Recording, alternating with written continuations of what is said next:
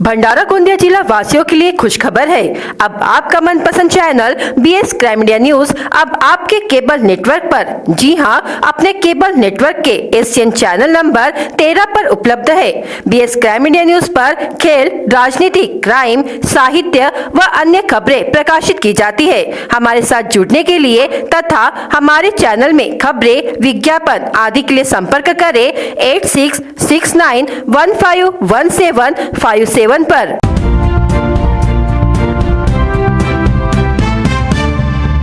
जिले में कक्षा 12वीं की परीक्षा 21 फरवरी से 19 मार्च एवं कक्षा 10वीं की परीक्षा 1 मार्च से 26 मार्च तक आयोजित की गई है। परीक्षा केंद्र पर सुबह 6 बजे से शाम 7 बजे तक 100 मीटर के परिसर में प्रतिबंध लगाया गया है। केंद्र परिसर में धारा 144 लागू की गई है। इस अवधि में परीक्षा केंद्रों के 100 मीटर परिसर में 2 या उससे अधिक व्यक्ति जमा नहीं होंगे। परीक्षा केंद्र के 100 मीटर परिसर अंतर्गत परीक्षा के दौरान photocopy, fax, STD booth, pager, mobile phone, email, internet सुविधा या अन्य किसी भी तरह की कम्युनिकेशन सुविधाओं पर प्रतिबंध रहेगा। यह आदेश जिले के सभी परीक्षा केंद्रों पर लागू रहेगा। पत्रकारिता में विश्वसनीयता पर हमेशा सवाल उठते रहते हैं, लेकिन क्या हमने सचमुच यह विश्वसनीयता खो दी है? यह आत्ममंथन का समय है। नकारात्मक मानसिकता से बाहर निकले वरिष्ठ संपादक बाल साहेब कुलकर्णी ने यह आग्रह किया कि सकारात्मक और आशावादी लक्ष्य के साथ पत्रकारिता करे और दूसरों से कुछ अलग करने का प्रयास करे। वे वॉइस ऑफ मीडिया भंडारा शाखा द्वारा आयोजित पत्रकार अधिवेशन एवं पुरस्कार वितरण समारोह में बोल रहे थे। भंडारा के स्थानीय न्याय भवन सभागृह में मंगलवार 20 फरवरी को भव्य समारोह बड़े धूमधाम और हर्षोल्लास के साथ आयोजित किया गया। इस सम्मेलन एवं पत्रकारिता पुरस्कार समारोह का उद्घाटन सांसद सुनील मेंढे ने किया। वरिष्ठ संपादक बाल साहेब कुलकर्णी अध्यक्ष थे। लोकसत्ता के स्थानीय संपादक देवेंद्र गावंडे, डिजिटल तरुण भारत के संपादक शैलेश पांडे, मुख्य अतिथि कलेक्टर योगेश कुंभेजकर, जिला पुलिस अधीक्षक लोहित मतानी, जिला सूचना अधिकारी शैलजा वाघ दानले, वॉइस ऑफ मीडिया के मंगेश खाटिक, स्वागताध्यक्ष जाकिर रावलानी, नंदकिशोर परसावार मुख्य वक्ता और मार्गदर्शक के रूप में मंच पर थे। समारोह का शुभारंभ छत्रपति शिवाजी महाराज की प्रतिमा पर माल्यार्पण एवं दीप प्रज्वलित कर किया गया। इसके बाद मंच पर उपस्थित महानुभावों का सम्मान, बैज एवं शेला देकर स्वागत किया गया। इस अवसर पर स्वागत समारोह के अध्यक्ष जाकिर रावलानी ने कहा कि भंडारा जिले में पहली बार इस तरह का सम्मेलन आयोजित करने के लिए पत्रकारों की सराहना की और सरकारी स्तर पर पत्रकारों के लिए एक योजना लागू करने की आवश्यकता जताई। इस मौके पर बाल कुलकर्णी ने कहा कि ग्रामीण अखबार के लिए यह काफी चुनौतीपूर्ण है और इसी पर लोकतंत्र टिका है। सोशल मीडिया के युग में मौलिक पत्रकारिता का अस्तित्व बनाए रखने के लिए आत्म मंथन करना होगा। समाचारों का विषय और स्वरूप बदल गया है, इसलिए अच्छे से पढ़े, विचार करे, पहले तय करे कि आपको किस प्रांत में जाना है। जब तक आप दूसरों से अलग होने की कोशिश नहीं करेंगे, समाज आपको सलाम नहीं करेगा। सांसद सुनील मेंढे ने कहा कि पत्रकार सही मायने में समाज को जागरूक करते हैं। अन्याय टूट गया है और सत्य प्रकट हो गया है। हालांकि उनका भविष्य अनिश्चित है। उन्होंने पत्रकारों से अच्छी बातों पर ध्यान देने की अपील की। इस कार्यक्रम में वॉइस ऑफ मीडिया द्वारा आयोजित पत्रकारिता पुरस्कार के विजेताओं को सम्मानित किया गया। इसके साथ ही भंडारा जिले के विभिन्न स्थानीय समाचार पत्रों के संपादकों और वरिष्ठ पत्रकारों को भी सम्मानित किया गया। सम्मेलन का परिचय वॉइस ऑफ मीडिया के जिला अध्यक्ष नंदकिशोर परसावार ने किया। संचालन कविता नागपुरे, दीपेंद्र गोस्वामी और धन्यवाद ज्ञापन सागर भांडारकर ने किया। उड़ान दस्ते के औचक निरीक्षण के दौरान तुमसर के नेहरू विद्यालय में गड़बड़ी का मामला सामने आने पर शिक्षा विभाग ने विद्यालय को नोटिस थमा दिया। जिले में 12वीं की परीक्षा बुधवार 21 फरवरी से आरंभ हुई है। पहले ही दिन 18,036 विद्यार्थियों में से 17,884 विद्यार्थियों ने अंग्रेजी का पर्चा हल किया, जबकि 152 विद्यार्थी गैर हाजिर रहे। परीक्षा के दौरान कोई भी अनुचित प्रकार न हो, इसके लिए तैनात उड़ान दस्ता जिले में भ्रमण करते रहे। बोर्ड के 4 तथा जिलाधिकारी द्वारा तैनात 9 दलों ने जिले के 64 में से कुछ केंद्रों पर भेंट दी। बुधवार से 12वीं की परीक्षा शुरू हो गई है। 12वीं के विद्यार्थियों ने पहले दिन अंग्रेजी का पेपर दिया। परीक्षा के दौरान उड़ान दस्ता दल अलग अलग तहसीलों में भ्रमण करता रहा। परीक्षा के दौरान जिला परिषद के शिक्षा विभाग के माध्यमिक शिक्षा रविंद्र सलामे ने 4 केंद्रों पर भेंट दी। इस दौरान तुमसर के नेहरू विद्यालय में परीक्षा केंद्र पर छात्र के पास नकल मिली, जिसके बाद शिक्षा विभाग ने छात्र को हिदायत देकर स्कूल को कारण बताओ नोटिस दिया। बोर्ड के 4 उड़ान दस्ता दलों के साथ साथ जिलाधिकारी द्वारा स्थापित 9 दल परीक्षा केंद्र पर नजर बनाए हुए हैं। नकल मुक्त परीक्षा हो इसके लिए उड़ान दस्ता दल मुस्तैदी से कार्य कर रहा है। शिक्षा अधिकारी रविंद्र सलामे ने बताया कि पहले ही दिन कुल 152 विद्यार्थियों ने परीक्षा नहीं दी। किसी भी तरह की गड़बड़ी उड़ान दस्ता दल के सामने नहीं आई। भंडारा जिले से 3, नागपुर व चंद्रपुर जिले से एक दोपहिया चुराने तथा सुने मकान में सेंध लगाने व कृषि पंप चुराने वाले आरोपी पर स्थानीय अपराध शाखा ने कार्रवाई की। आरोपी को 5 दोपहिया के साथ 20 फरवरी को गिरफ्तार किया गया। आरोपी ने हाल ही में पौनी तहसील के निष्ठी फाटा परिसर तथा नीलज रोड से दोपहिया चुराई थी। आरोपी का नाम पौनी के बेलघाटा वार्ड निवासी करण परमानंद मानापुरे उम्र 23 वर्ष बताया जा रहा है। आरोपी करण मानापुरे ने 16 फरवरी को निष्ठी फाटे के पास से सिंधी ग्राम निवासी रोशन देवानंद जुमड़े उम्र 25 वर्ष की दोपहिया चुराई। इस दोपहिया की कीमत 50,000 रूपए बताई जा रही है। इसी तरह आरोपी ने 18 फरवरी को नागभीड़ तहसील के वासलमेवा ग्राम निवासी शेखर नामदेव लेंडे की 50,000 रूपए कीमत की दोपहिया चुराई थी। उसने चंद्रपुर जिले के तलोदी पुलिस थाना अंतर्गत 90,000 रूपए की दोपहिया क्रमांक MH34 BX 6656 चुराई थी। इसी तरह नागपुर के सीताबर्डी पुलिस थाना अंतर्गत 35,000 रूपए कीमत की दोपहिया क्रमांक MH150 BE 7586 चुराई थी। स्थानीय अपराध शाखा की टीम ने आरोपी करण मानापुरे को पकड़कर यह सभी दोपहिया जब्त की है। करण मानापुरे ने पालांदुर थाना क्षेत्र में जेनेवाला ग्राम के बंद मकान से चुराए नगद 9,500 रूपए जब्त किए। साथ ही चुराया हुआ एक कृषि पंप भी जब्त किया गया। आरोपी को पौनी पुलिस के कब्जे में दे दिया गया है। आदिवासी बहुल जिले के रूप में पहचाने जाने वाले गोंदिया जिले में खासकर देवरी और सालेकसा 2 तहसीलों में बड़ी संख्या में आदिवासी रहते हैं। राज्य के आदिवासी विकास मंत्री विजय कुमार गावित की मौजूदगी में देवरी के बोरगांव में आदिवासी लाभार्थियों की बैठक आयोजित की गई। इस मौके पर मंत्री विजय कुमार गावित ने बयान दिया कि आदिवासियों को विभिन्न योजनाओं का लाभ दिलाने के लिए महागठबंधन सरकार प्रतिबद्ध है।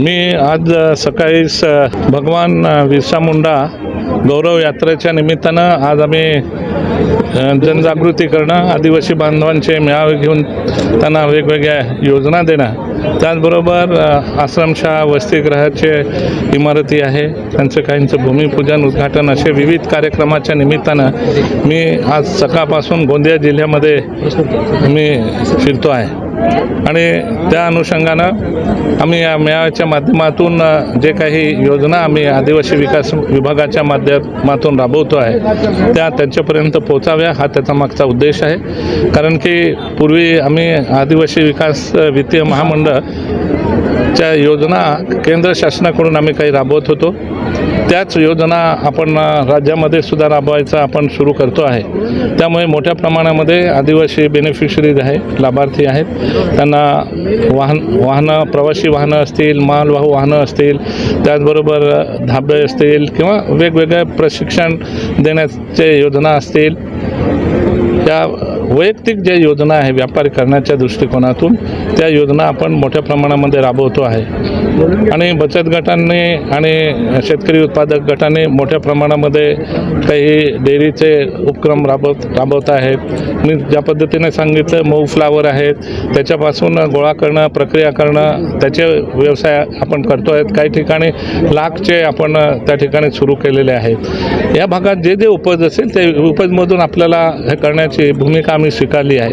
ज्या ठिकाणी धान होतं त्या ठिकाणी मिलिंगसाठी पण आम्ही काही ठिकाणी त्यांना निधी उपलब्ध करून दिलेला आहे. तर अशा पद्धतीने त्यांना व्यवसाय उपलब्ध करून देणं, महिलांना त्यांच्या बचत गटांना मदत करणं, अशा पद्धतीच्या योजना केल्या आहेत. त्याचबरोबर जोडधंद्याच्या रूपानं काही ठिकाणी आपण गायी देतो आहेत, काही ठिकाणी शेळ्यांचं सुद्धा आपण वाटप सुरू केलेलं आहे. अशा पद्धतीने जोडधंद्याचं त्यांना द्यायचं.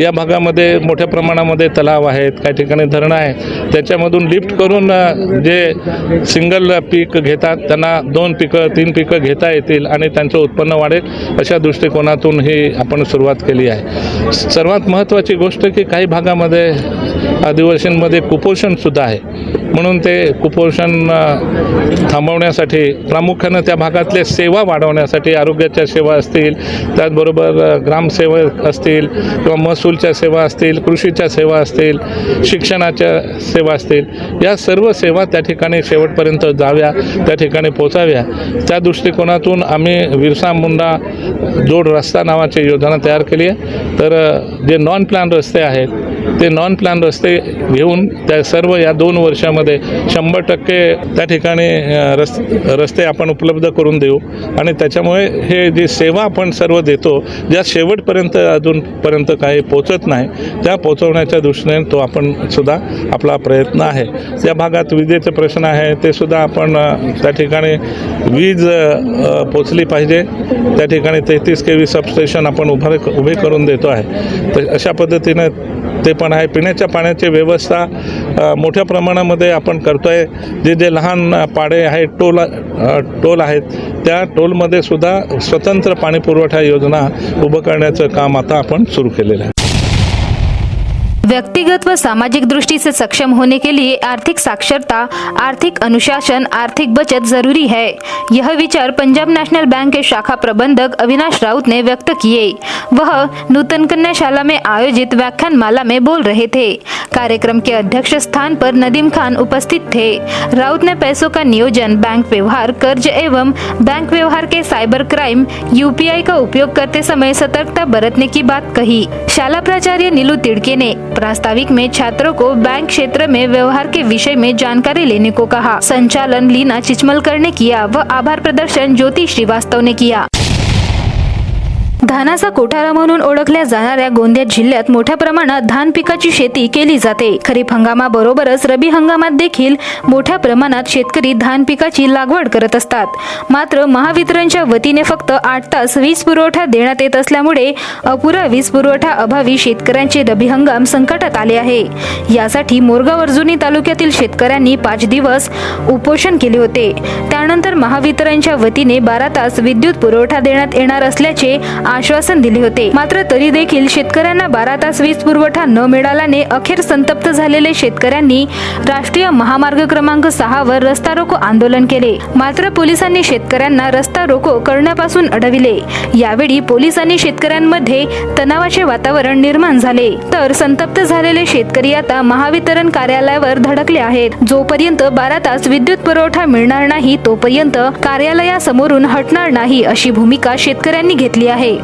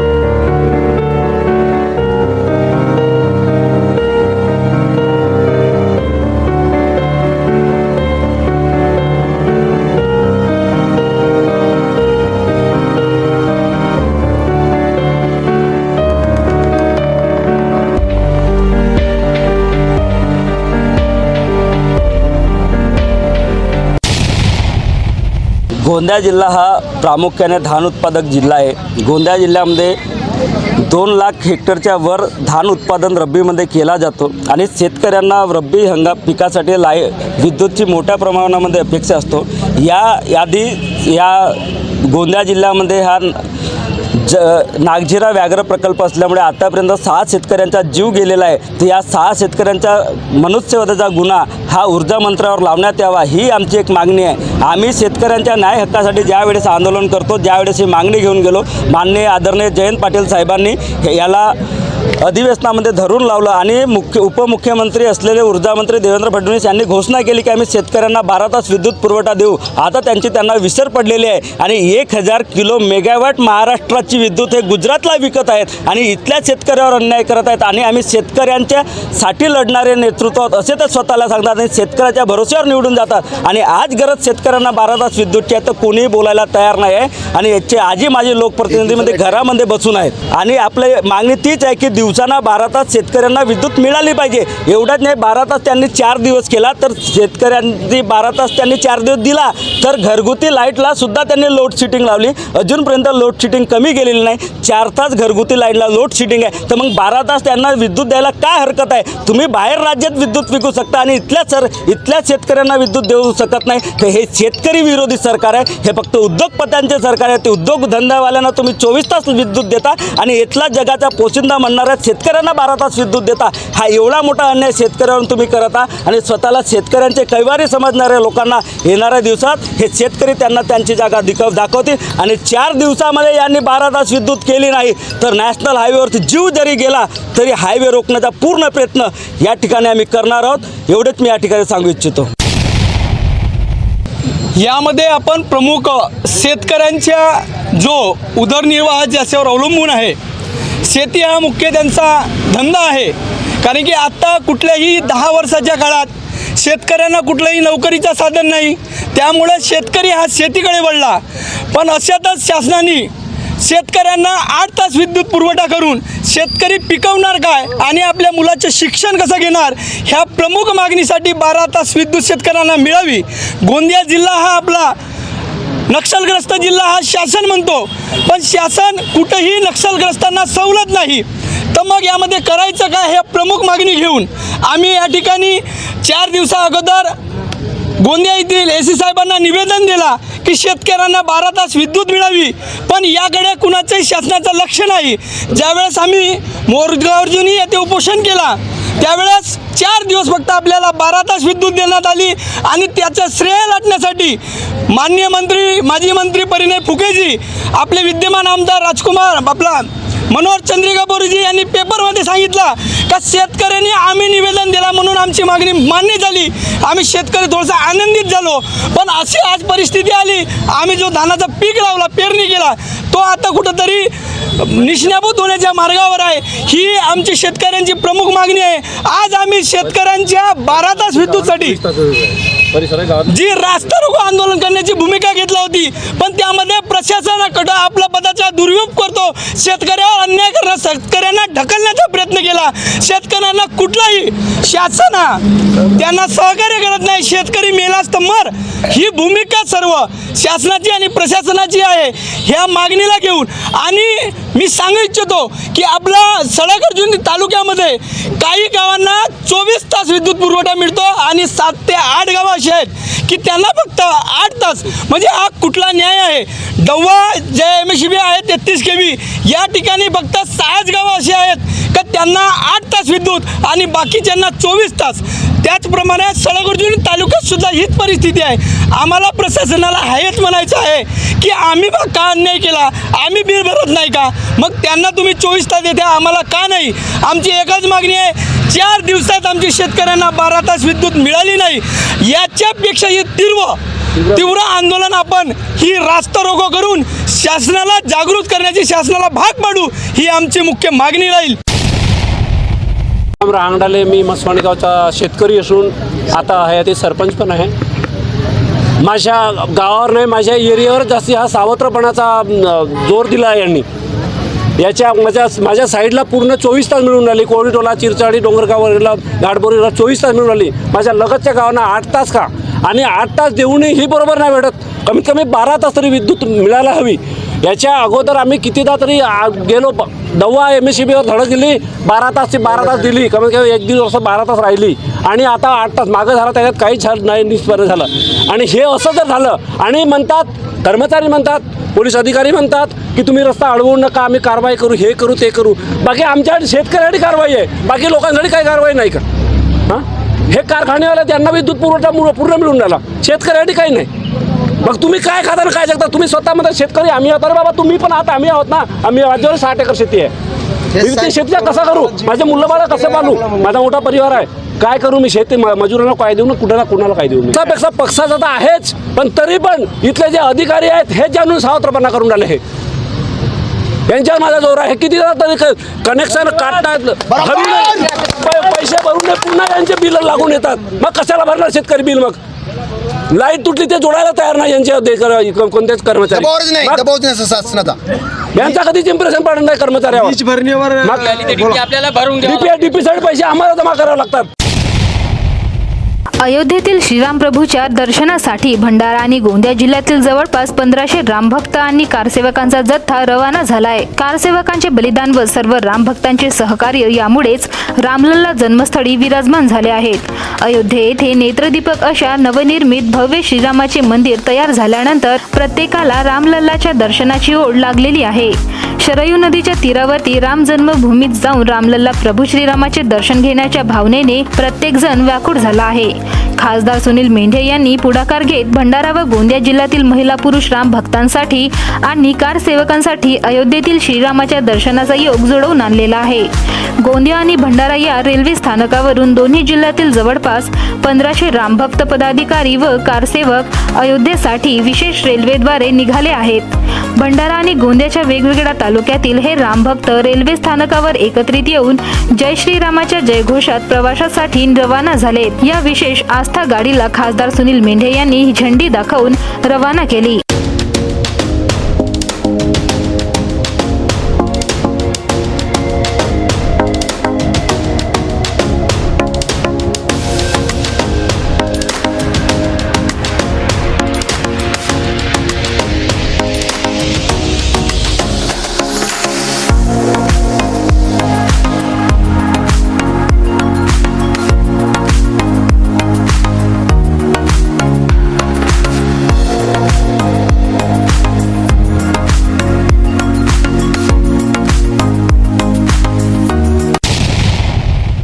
स्वराज्य महिला प्रभाग संघतर्फे झालेले 2 दिवसीय शिवजन्मोत्सव कार्यक्रमात भंडारा जिल्हा परिषद सभापती राजेश सेलोकर, पंचायत समिती सदस्य मनोज झुरमुरे, पंचायत समिती सदस्य मीनाक्षी सहारे, माडगी सरपंच ज्योती मालाधरे, महाराष्ट्र प्रदेश महिला काँग्रेस अनुसूचित जाती विभाग उपाध्यक्ष एकता रोकडे, ग्रामपंचायत सदस्य विलिप कुंभारे, महेश बडवाईक, प्रभागातील सर्व ग्रामपंचायत सरपंच, उपसरपंच, सदस्य, ग्रामपंचायत माडगी, सर्व कॅडर, लिपिका, ग्रामसंघ पदाधिकारी, सदस्य उपस्थित होते. कार्यक्रम यशस्वीतेसाठी प्रशांत येलमुले यांनी परिश्रम केले.